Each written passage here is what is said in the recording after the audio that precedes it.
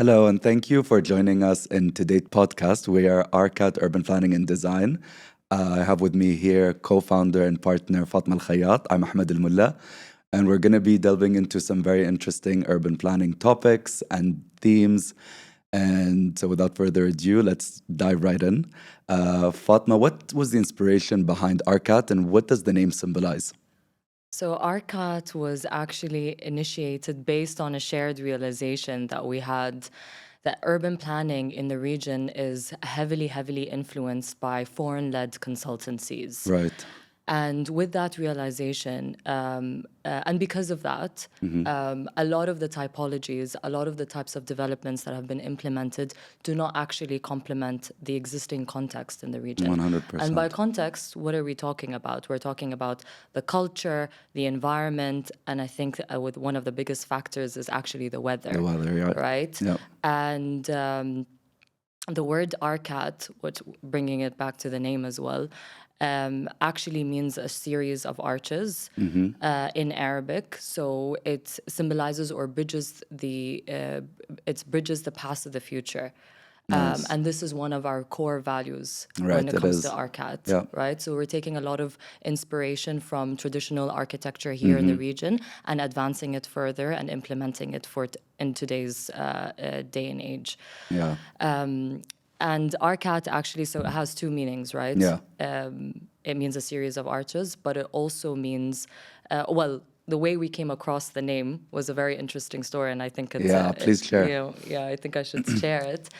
Was actually we really wanted to come across. We wanted to choose a name that was Arabic and that would tie the consultancy back to the region, Yeah. but also choosing a name that is easily pronounceable by both the Arabs and the foreigners. But we were really fixated on trying to find a name that was related to urban planning or architecture or development. And They we were all quickly taken. found out that it was all taken. Yeah. So we did a little bit of more research and digging, did, which yeah. was really fun. And we started exploring cities, ancient cities here Yeah. in the region. Because and this became was the birthplace of cities, anyways. Exactly. There's And Arcat is one of the, if not the oldest cities. Urban settlement, yeah. Settlement. Right. And what's really cool is that it's located here in the region. And it has two other names. It's Arcat, Irqa, and Irqata. Nice.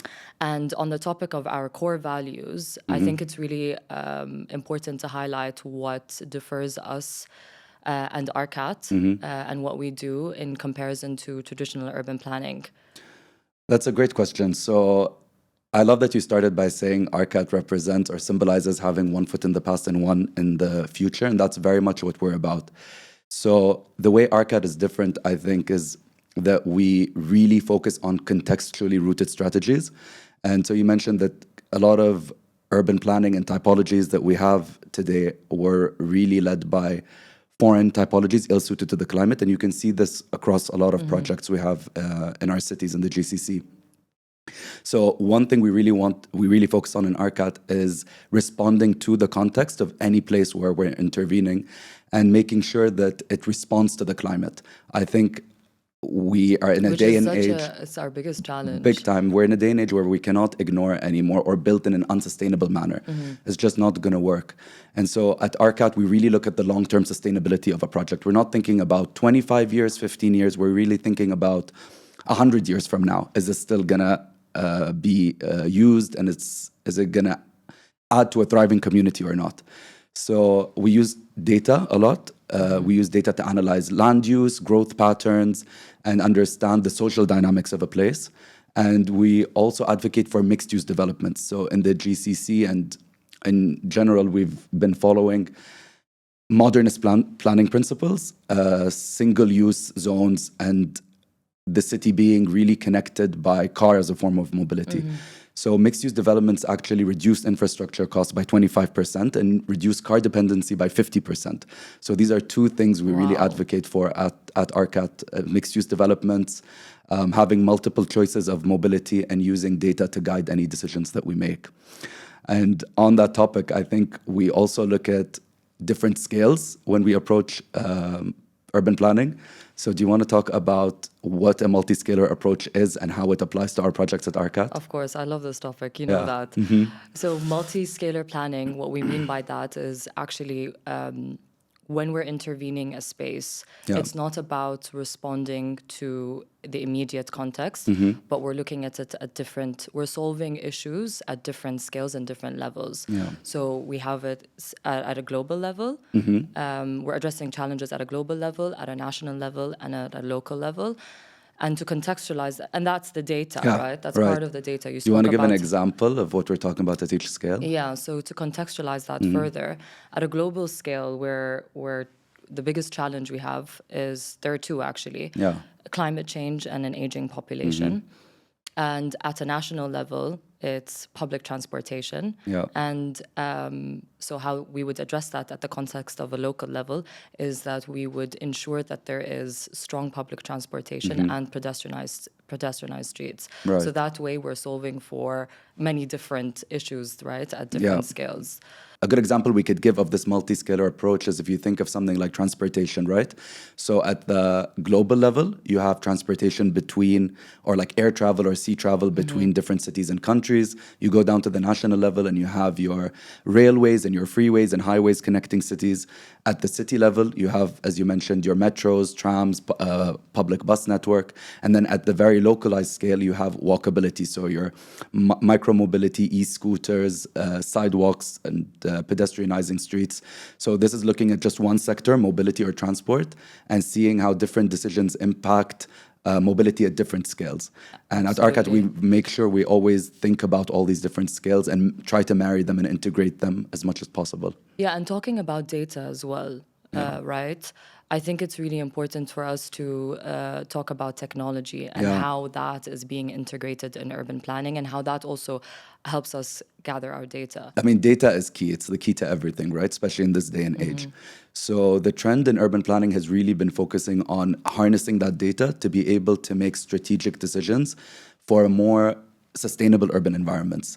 So what that means, or breaking that down, when you have all this data about your city, you can create a digital model of your city. And this digital model of your city can really guide where to optimize energy, walkability, where people are going. And so you can begin to make decisions that respond to real issues and challenges you have on the ground. Didn't they do that in South Korea? They did, Busan? so exactly. So I love that you mentioned that. Busan is one of the first smart cities, and it is in South Korea. And what they did is they deployed, I think, 10,000 Internet of Things or IoT sensors. And what these does is they're kind of like your city sensors that tell you it reads everything in your city, from emissions to where people are moving, where people are going, how much energy, water is being consumed. And so as a city government or infrastructure provider, you can really optimize the production of energy when it's needed and where it's needed. And so that has just significant... makes also urban planning, like making decisions so much more seamless. Dynamic and in real time. Exactly, because you're responding to real issues right then and there, right? So the savings that has is in the tens of billions. And a city like Busan really saved a lot of money in operational costs by turning into a smart city or using these sensors. And I think the challenge we have in the GCC today is that we do have a lot of this data, but we still don't have a robust framework for how we can integrate this data, share it between different entities, and use it to make strategic decisions. We also have to remember that sustainability without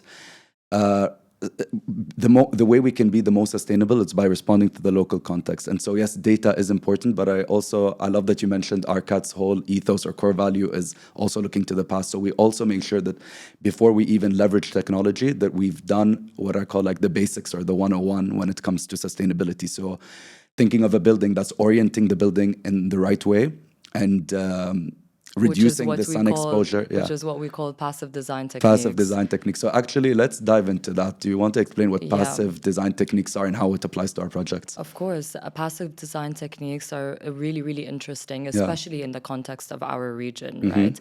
Because like you were saying, we take inspiration from traditional architecture and implement it today to actually... especially when it comes to combating 100%. our weather. So because I think people forget that we have thousands of years of urban tradition and architectural methods that were born here and that we've mastered over thousands of years. And it just seems with the advent of cars and ACs, we kind of deviated completely. But now we're actually understanding, again, with what's happening at a global scale, which the is climate importance change. of going back to that. Going back to that, because depending 100% on air-conditioned spaces is just not sustainable. No. But going back to the passive design techniques, so a few of them just to mention are like narrow paths, shaded walkways, the way like you said, the way we orient buildings as well, because that creates shading, so it minimizes sun exposure throughout the day. And all of that combined can actually reduce temperature and outdoor temperature by 10 degrees Celsius. And to put that into further context, Masdar City did such an amazing job by implementing these passive design techniques. They did, yeah. And what they did was, which is also a big part of what we believed, and we talked about that earlier, is again taking inspiration from traditional architecture, but also advancing it. Right. Yeah. So what they did so cleverly is they integrated as well wind towers. Now, wind towers was such a symbol in our architecture back in the day. Yeah. That was part of our architectural identity. Yeah. And so they used these wind towers. They also implemented narrow paths and also oriented buildings at a certain angle. Take advantage of wind flows and And exactly. So it created this amazing natural ventilation. So there's an actual breeze when you're walking through Masdar City. And when you're walking through the project, it's actually 10 to 15 degrees Celsius less. So just imagine walking down in the middle of the city, skyscrapers, no shading, hot summer day, 45 degrees, right? In Masdar City, it would be 35 degrees. That's a significant crazy. difference. Yeah, without using any form of energy or AC or And in fact, it reduces energy consumption by 40%. By 40%. And it probably reduces even more emissions from people not having to drive and being able to walk from place to place in Masdar. So it reduces energy consumption by 40% and reduces the reliance on air condition by 60%. Wow. So just imagine that for me is mind-blowing, because once if we're able to conquer that, spaces, we can actually utilize outdoor spaces throughout the year. It's not going to just be limited to 6 months of the year. 100%. We're going to maximize on that time, and I think it's really important. I mean, that's why everybody in the summers, right, are away. Exactly. Everyone's trying to escape the heat. I mean, it's August now. It's very, very quiet. Yes. So exactly, I think our city has not been set up to respond to our climate, and there are very, very simple ways that we can tackle that and make being outdoors, even in the summer months, comfortable.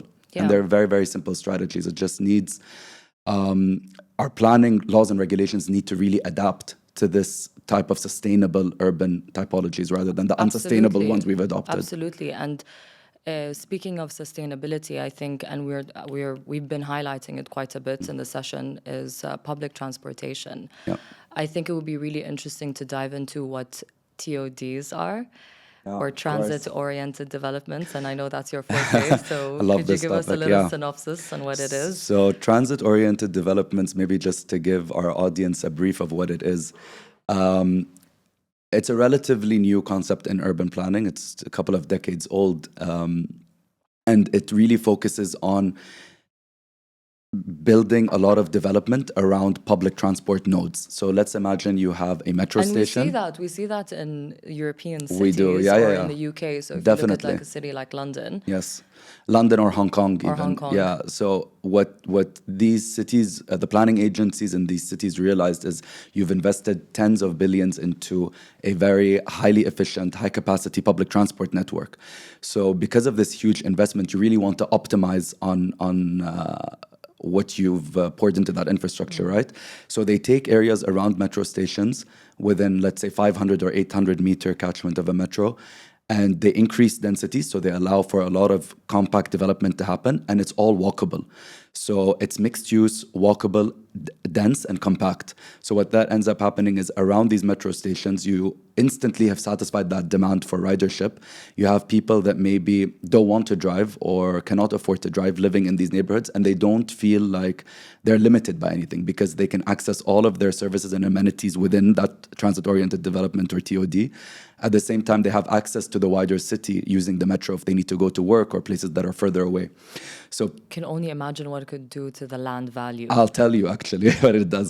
So property values near TODs are actually 42% higher, There you whether go. they're residential, commercial, go. retail. And at the same time, residents in TODs are 40% more likely to use public transport than those in areas that are not in TODs.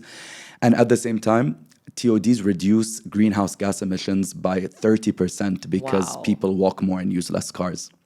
I So think- it has just a multiple Yeah. benefits, and yeah. But what do you think are the challenges in implementing a TOD here, and what the solution could be in return?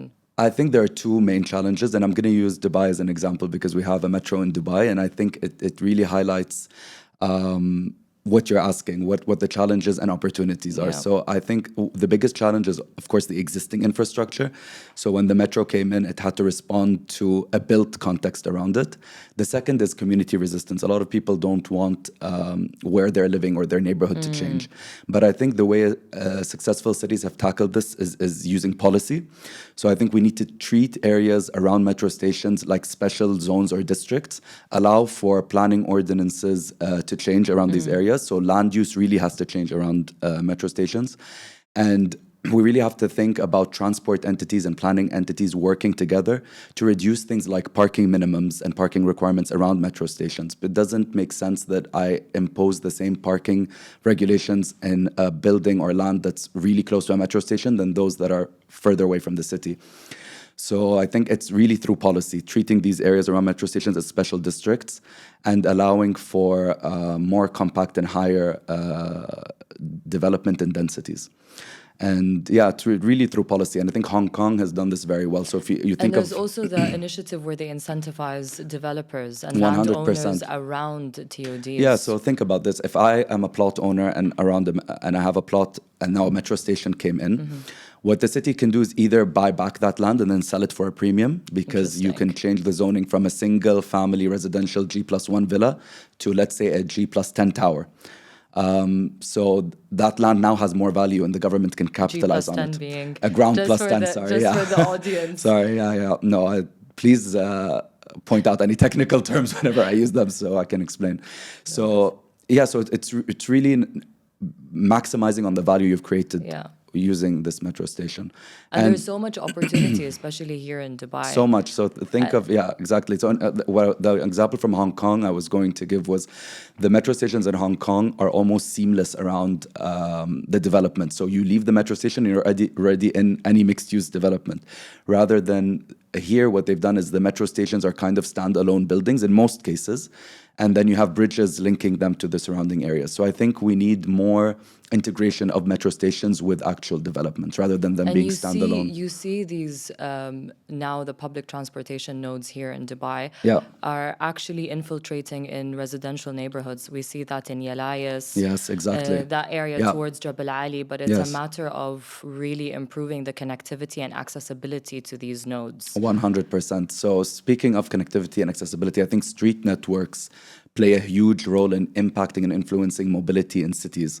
What can you tell us about that? Yeah, so street networks are very, very important when we look at accessibility, right? They're like And the backbone of cities, right? They're the backbone of cities. Yeah. And it's how we structure them, how we plan them. I think a good way to exemplify it is using the city of Barcelona, where they have a grid-like system and a really, really strong connected street network. And what's really interesting about these street networks as well is that it's so... They call them super blocks, I think, right? They call them super blocks. Yeah. And there's a balance in the sense between the mobility solutions that that are actually offered. Right. So you have the roads that are dedicated to vehicles, you have which are shared with cycling networks and buses. So touching on public transportation. and micromobility through Right. cycling and scooters. And then lastly as well, they're pedestrianized.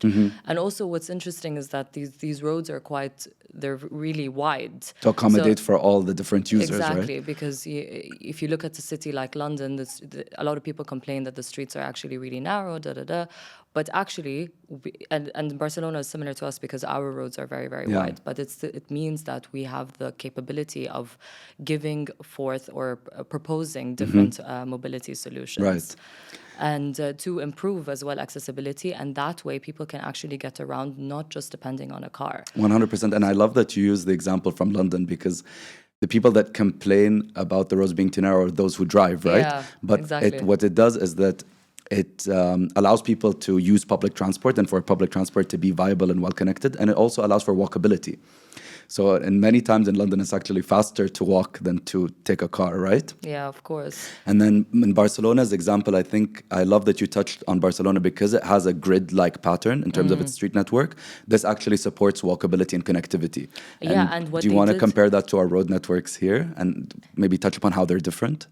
Yeah, so our road networks, if you look at a residential neighborhood, let's say, the road networks are completely dedicated to vehicles. You're right. And we do not have something called sidewalks. So Yeah. it's impossible to walk down To the walk. street. They're disconnected. They're completely disconnected. I mean, just to give you an example of where I live, I have a salon that's literally a 3-minute walk from my house, but it's much easier taking a car because it's not that safe actually Yeah. to walk, especially crossing the streets and whatnot. And there's probably no shading, and it's No shading, have to exactly. cross multiple lanes. I have to go exactly, Yeah. and it's the same thing for my local supermarket or my local pharmacy.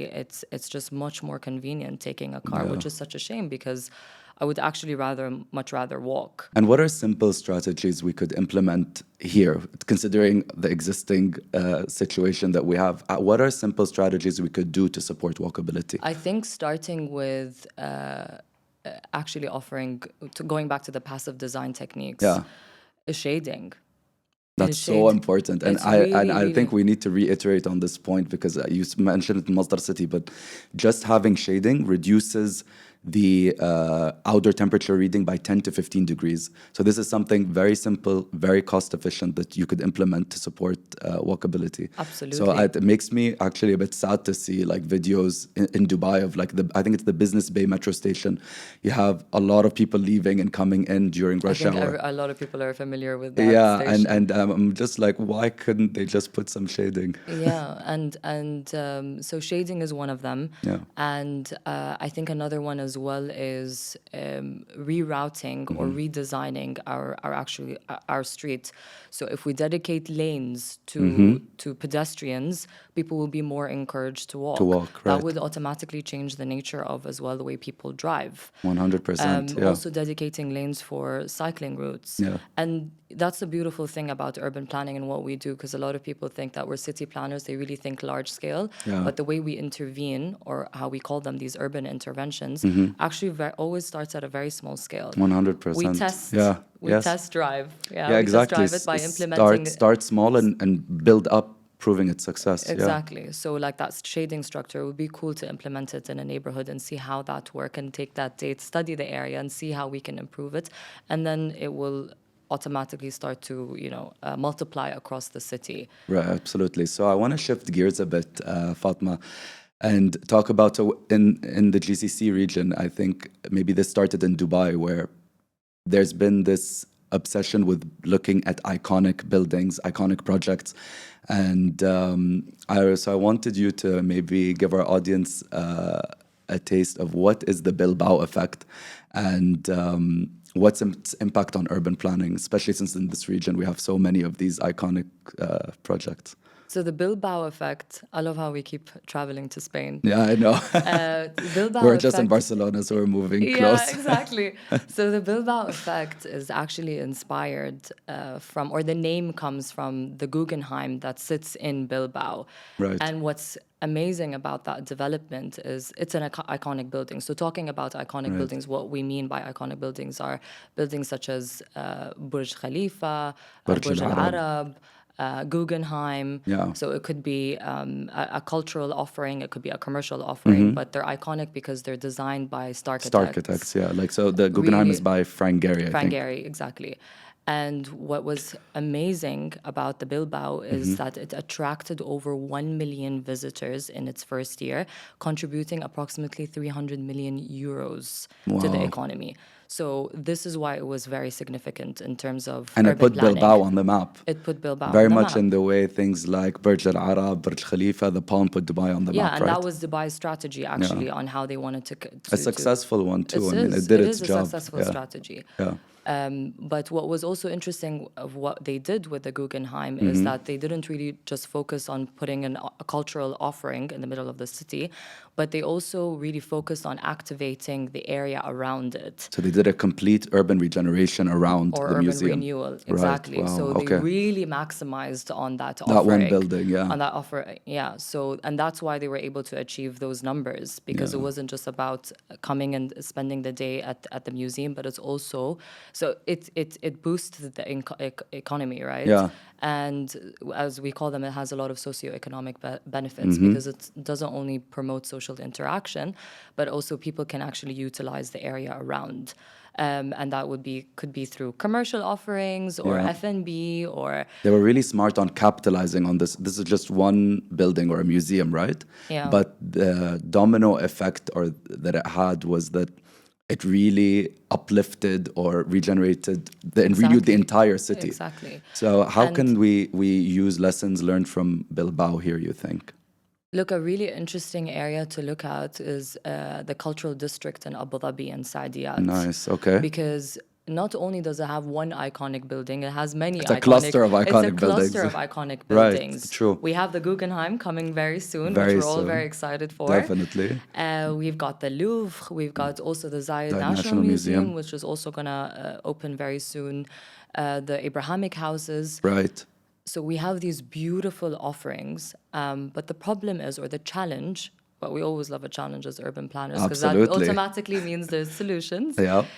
An opportunity is that the area around is is not activated, and also these spaces are disconnected. 100%. So it's very difficult to actually move around from one museum to the next. It People is. actually have to move around through shuttles. Through buses, and we see this. I mean, whenever we visit Saadiyat, we see tourists coming in tourist buses, and they'll get off at a museum or a destination, and then even though the next one is just less than a kilometer away, they'll get back on the buses and walk. So why isn't this district holistic when it comes to connecting these different And we buildings? have to think about F&B offerings because obviously 100%. you burn so much going through these museums, retaining all this information. Yeah. People need to eat. They want to stop. They want to have a snack. They want to, so that's why it's really important.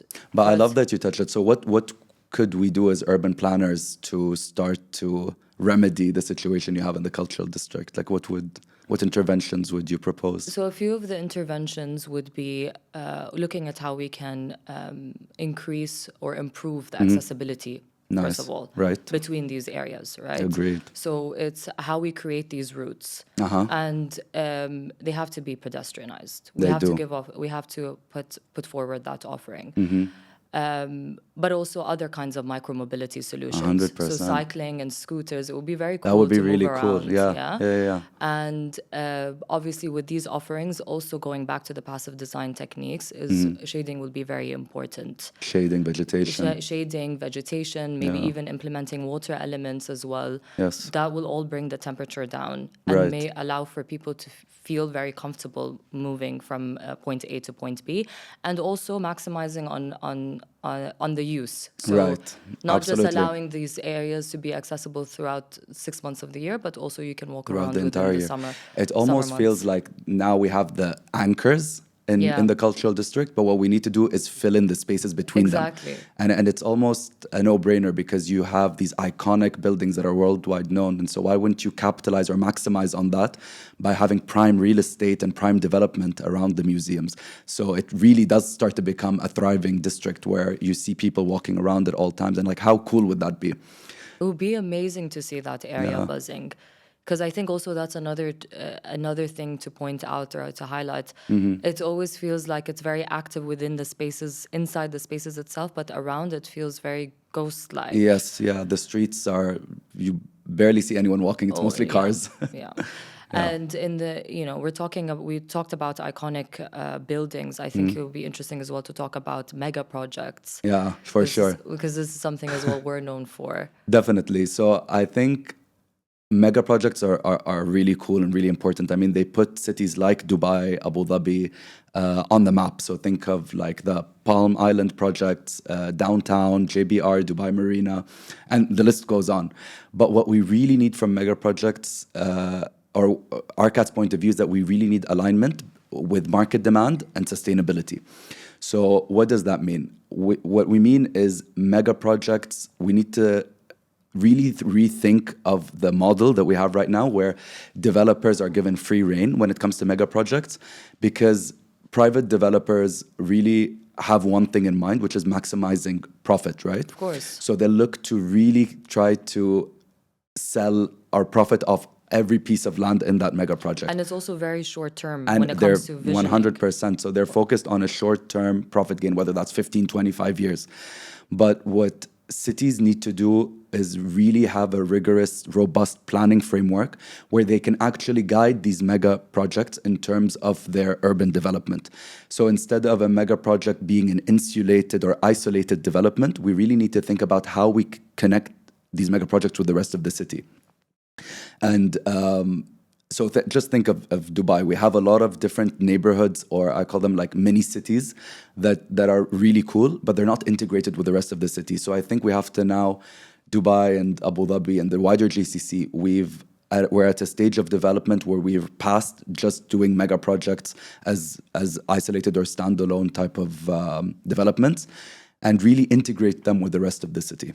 So these connections between mega projects and the city really need to come from the planning authority to make sure that we have planning guidelines and planning frameworks that make sure that this mega project really looks at sustainability in the long term, connect to your city, and even from public transport, for example, because again, the developer will want to. I was just going to say that is a strategy to put forward in terms of how we can actually integrate those master plans or these mega projects together. Yeah. And a good example of that is Lusail City in Qatar, which is a mega development project, but because they thought about sustainability, accessibility, and connectivity right from the start and imposed that on the mega developer, it reduced operational costs and infrastructure costs by 30%. There you go. So this is really a model that so we're not against mega projects at ARKAT, but we really think they need to be guided by good planning principles.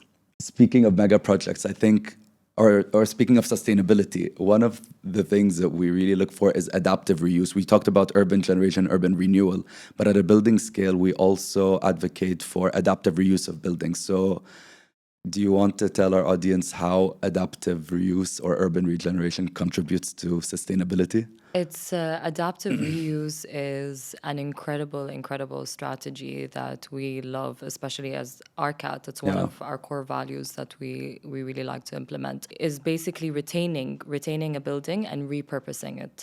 It's almost like we call it recycling these buildings. And it's really beautiful doing that, because that actually also protects the cultural identity of the city. Right. So, and the cultural identity, the architectural identity. So it really tells a story when you're walking through the city. 100%. And also it minimizes energy consumption. It conserves building materials, resources. It preserves the cultural narratives. And it gives an identity to your city, an architectural identity. And the thing is, especially for a city like Dubai and Abu Dhabi, I think it's very important, or cities within the region, because they are new cities, it's a really important element. We have so little of our heritage buildings, so we really need to think about, like you said, preserving them, reusing them. Yeah, and anyway, even when we're looking at a development, when we actually preserve these buildings, the development actually ends up the end result ends up being really, really beautiful. That's true. Because you're marrying the old and the new, so you walk down those streets and it's giving you like a biography, right? Right. It's like a historical timeline. Buildings are the biographies of cities, right? Exactly. So if you think about cities like you mentioned, London, Paris, Vienna, the reason why they're so successful and they're aesthetically beautiful is because there's some sort of a unified architectural language or aesthetic that really reflects the culture, the people of the place, and it really solidifies the identity of a place. Exactly. So if you think of our cities, I think we really need to think about, okay, what do our buildings represent, or what story are they telling about the place? And what's interesting as well is when you preserve these buildings, automatically, when you start to design spaces around it, you really take them into consideration in the sense that you want to complement these buildings in terms 100%. of material, in terms of color schemes. So that also helps identify the architectural character for the new developments. It does. And that goes back to what we believe in, which is contextually rooted strategies. But also, I think it will be interesting, like putting a few examples out there. So looking at adaptive reuse is Al Sarkal Avenue. It's such a successful story. What's interesting is that they're not actual old buildings that existed, but they were just warehouses that were repurposed. And it would have been very easy to destroy that and just start anew, right? Yeah. But preserving it is what made it so cool and edgy, and it created a really cool creative space for artists and designers to come together. Yeah. An example in Abu Dhabi too is Miza. Miza. Also, they very, very successful example, I think, of urban renewal or regeneration. Yeah, and then if we're going to look at preserving actual old architecture or vernacular architecture, Dubai Art Week did an amazing job. They did. At actually hosting the Art Week at El Shindaga. Yeah. So, and it was a really interesting or cool strategy that they did, because through Dubai Art Week, obviously you're inviting a lot of local and international artists. Right. So it was really, really educational. Yeah. And it really broke down that maybe preconceived notion or image people have that Dubai is all glitzy and glamour and modern. So it was we great also have exposure. history. It was great exposure on old Dubai. And everyone loved it. Everyone loved that it. Was a real success. And through Dubai Art Week now as well, they're going to start implementing more and more events in that area. That's and they're looking cool. at different ways to continue to activate those spaces. Right. They're doing the same thing in Al Balad, in Jeddah. In Jeddah, right. And they're also hosting really cool stuff. They're also bringing artists to come and design buildings. They're hosting concerts and events. And even in terms of marketing and public art, I love the public art strategy in Al Balad. Stunning. It was really, really stunning. That pink artwork, I think it was by a Portuguese artist. Right. But yeah, we talked about many different factors under urban planning. I think a really big one that we need to touch on is affordable housing. Affordable housing policy, So in a few words, or maybe in more than just a few words, why is affordable housing really important when it comes to sustainable urban development? And how do we see that retrofitting here in the region? So affordable housing as a policy is a relatively new concept that emerged as a response to, as cities grow, central locations of your city where most of your opportunities, jobs, services, amenities start to become prime real estate, and they become expensive. So lower income groups have historically been pushed to the fringes or outskirts of the city.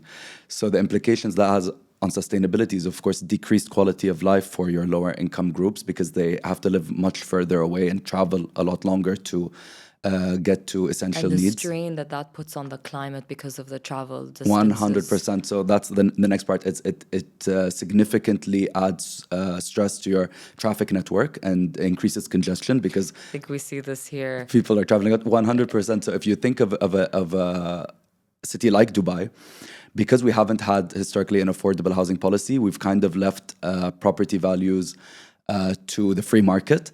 That has really driven lower income groups to the outskirts of the city, and in many cases to outside the city for like lower Sharjah, rents. Ajman. Ajman, and what everybody knows the horrible Sharjah traffic. Right, and that's because you have more than 1 million people coming in and out of Dubai on a daily basis to access jobs. So what an affordable housing policy essentially does is, within the same development, you incentivize private owners or developers and tell them, okay, hey, you as a private developer, you have a plot of land next to, let's say, a metro station. So this is where also things start to overlap and align. You can tell that developer, I'll give you a planning or financial incentive. So instead of building a building where you're allowed to build, let's say, 100 units. I'll allow you to build 150 units, but 25% of these units need to be under this affordable housing policy. And what that does is it doesn't stigmatize or exclude different social groups and communities. It doesn't create a ghetto where you have lower income So groups that all in one reduces place. crime as well. Reduces crime, increases education, you have better social integration, increased quality of life, and less traffic because people are close to where they work. And lower income groups usually are ones that can't afford or that really puts a strain long car travels. So you hit a lot of birds with one stone by doing that. And cities that do this very successfully are Vienna, London, New York. And this all doesn't have any cost on the government. It's something that really you impose as a planning policy on private owners and developers. And it's a win-win situation. So I think affordable housing is definitely a policy that we look at adopting and adapting in this region. We mentioned mixed-use development as being one of our core approaches at ARKAT. So what strategies, Fatma, can we put forth to promote mixed-use developments in the UAE? I think the main one would be updating our zoning laws. You can see it across the city. Right. Our land use is dedicated to single-use family villas. 100%. Again, can I just mention this statistic? So in Abu Dhabi, 20% of the population lives on 60% of the land. And in Dubai, it's a very similar proportion. So imagine the inefficiency in your land use and the inefficiency in infrastructure development. Yeah, and why is it important? Why are these mixed-use developments important? It's because these when you have a land that is dedicated to one single land program, such as villas, it's very difficult to move around, first of all. There's only one way really to move around, which is using a car. Yeah, with a car. And then there's also a lack of amenities and services that we actually... Things are so spaced out. And it's so dispersed. So even going to your local supermarket or going to your local pharmacy, everything is so far away. So imagine that you can actually work, live, play within the same area. That also automatically reduces your commute. Yeah. It reduces energy consumption. Increases your quality of life, physical fitness. Yeah. All of it.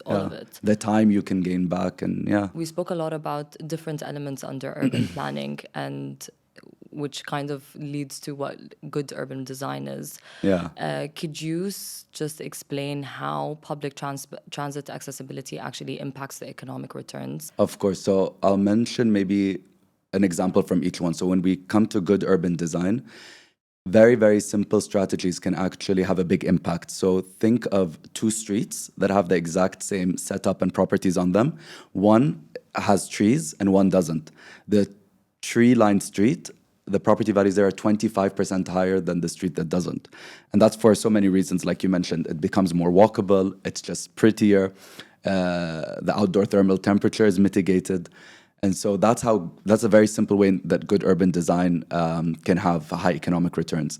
Public transport accessibility, I mean, we talked about this when we were discussing TODs. Property values that are surrounding metro stations by 400, 800 meters tend to be 30% higher than the same type of property that's not within proximity of public transport. And I just want to mention this. I think in our region, one of the biggest obstacles that we have is this preconceived notion that public transport can't work in the GCC or in a country like the UAE because it's too hot. And I think these are just excuses. Investing $1 in public transport generates $4 in economic returns and benefits. Compare that to putting $1 for highways or streets. The generated economic benefit is $1.5. So it's scientifically proven, and it's a no-brainer that we should invest in public transport. But there's still, I think, a mentality block or challenge that because of our weather and climate, people won't choose public transport. And I think that's completely false. And look at Dubai. I mean, public transport ridership in Dubai was less than 6% before the metro was implemented. Now it's close to 20% of all your trips in Dubai are using public. But it just goes back to implementing, again, the right kind of strategies, right kind of interventions. Right. 100%. So if you have well-connected public transports, if they are actually accessible. If the land use capitalizes on public transport, and you actually have more people living. So one of the main I think, goals or objectives of the Dubai 2040 Urban Master Plan was that by 2040, 55 or 60% of the population will live within 800 meters of metro stations. Wow, So that's really exciting. that is, but it's also a very, I think, highly Ambitious. aspirational goal. And so what we need to do to achieve that in terms of Dubai is we need to firstly have more public transport stops, and we need to make sure that the land use and zoning around these public transports actually can accommodate this population. Because if it's the target is to have 5.8 million people by 2040, that means that almost 3 million people will just be living around metro Wow. stations. So I think it's really something that we need to start looking at from today from a policy perspective.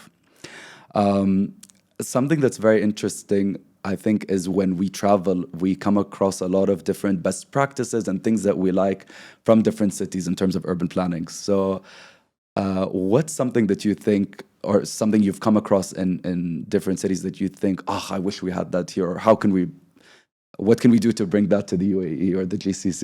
I'm going to use Copenhagen as an example. Yeah. I think we did mention, we talked about the grid-like system in Barcelona, Barcelona, but yeah. it's really interesting to look at Copenhagen because they have a really, really strong cycling infrastructure in place.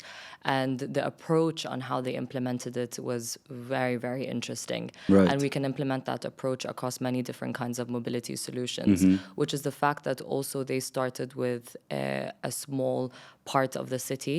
They started implementing the strategy, I think, in around the 80s. Right. And it was only within a neighborhood. And it was so successful that it started to replicate across across the city. Right. So it would be really interesting for us to And I take think- that kind of lesson. Yeah. Again, small urban interventions and seeing how that could... And isn't it something like 50% of people go to work using Even bicycles more, in Denmark? 70%. 70%. And it's, I love that you mentioned Copenhagen, because the same way we have extreme heat, they have Yeah. extreme cold, Yeah. especially in the winter. But people still cycle even in the winter when they have blizzards and snow and it's really, really cold. Funny enough that you mentioned that, I was actually having a conversation with a couple of people who live in Abu Dhabi that still cycle to work even in the summer months. Wow. But they just do it very early in the morning. And but they're lucky because their offices actually have showers. So that makes it very convenient. Which most office places in Copenhagen have too. Exactly. Yeah. So they get to the... So you get your morning workout in with your commute.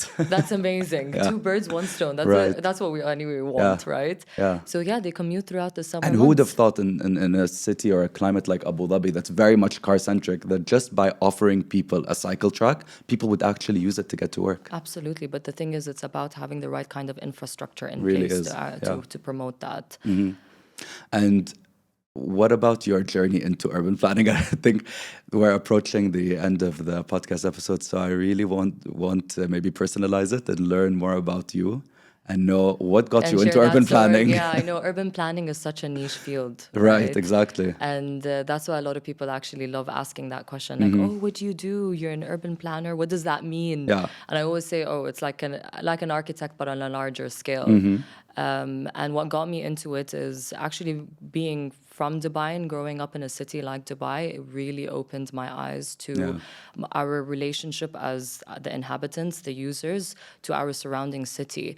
And because of that, because it was developing at such a fast pace, there were so many different things that were changing and happening around us. It was very difficult for us to relate to our surroundings, our spaces, especially for us as the local community. Yeah. There was an influx of foreigners that came in. Almost 200 nationalities that came in, and there was a really lack of integration on that front. And also the fact that a place like the UAE is very heavily our culture is very much dependent on nature. That also it changed very quickly. Yeah. So all these kinds And I of love that because at developments- most cities, the built environment changes very little Very over the little, course yeah. of a person's lifetime, right? Yeah, But so like here, with the beach was literally like you exit your villa and see the beach, but then Yeah. within 5 years that had completely changed. 100%. So all these kinds of changes posed a lot of questions for me Yeah. in terms of the city. And I come from a family of designers as well. My sister's an architect. So I always had this passion for design, for spaces. Yeah. And when I moved to London, it was a buzzword, urban planning. I attended so many university fairs, and that kept coming up. And I was like, "What is what Yeah. is urban planning?" And it's amazing because it incorporates design with planning policy. So it's a multidisciplinary field. So 100%. we Yeah. both know that we're never bored. No.